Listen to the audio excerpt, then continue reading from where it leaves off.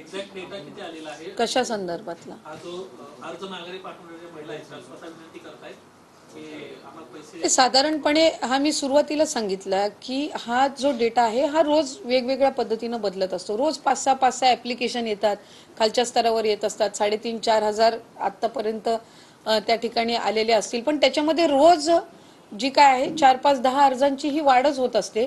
पण हे आम्ही मागवून घेतलेले नाहीयेत. हे स्वतःहून जे लाभार्थी आहेत, ज्यांनी लाभ घेतलेला आहे 2-3-4 महिने, पण त्यांना त्या ठिकाणी आता वेगवेगळ्या कारणांमुळे त्यांना माहिती झालेलं आहे की आपण अपात्र आहोत, हे व्हॉलेंटरीली जे देत आहेत स्वइच्छेने, हे त्या आपण अर्जांबद्दल बोलत आहे. आम्ही शासन म्हणून कुठल्याही एका लाभार्थ्याच्या लाभालाही हात लावला नाहीये किंवा त्यांच्याकडे कुठल्या पद्धतीचे आम्ही संपर्क करून कुठली माहिती अजून मागवलेली नाही. काही ज्यांनी व्हॉलेंटरीली अर्ज पुढे केलेले आहे की आमचे लाभ परत द्या, अशी एखादी केस आहे का तुमच्याकडे? असे तर आपणच त्या ठिकाणी आपल्याही माध्यमातून अनेकदा गेलेला आहे की 4-4,500 महिला अशा आहेत, 4-4,500 आहेत.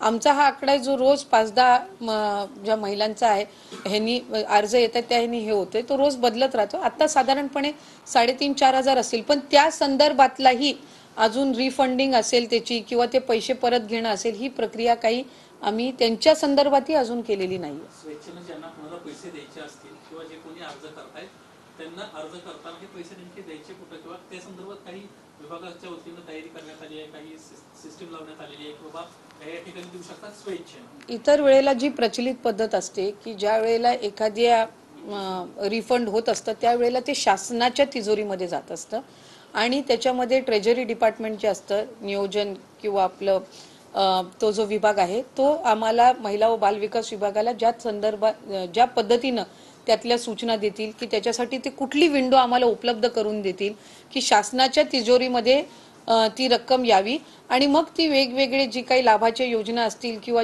वेगवेगळे जे काही शासनाचे इतर प्रोजेक्ट्स असतील तर त्यासाठी ते वापरावे, तर तो त्या शासन म्हणून तो अधिकार असतो.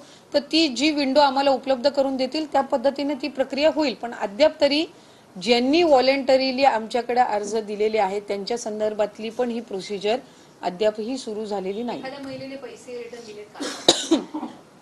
हे साधारणपणे अर्ज दिलेले आहेत, ॲप्लिकेशन्स दिलेले आहेत, त्याच्या संदर्भातली त्यांनी कारणं जोडलेली आहेत आणि त्या संदर्भातलं जे काही स्क्रुटिनी आहे ते स्थानिक पातळीवर सुरू आहे. काही आणखी एक मुद्दा होता जर आपण त्यावर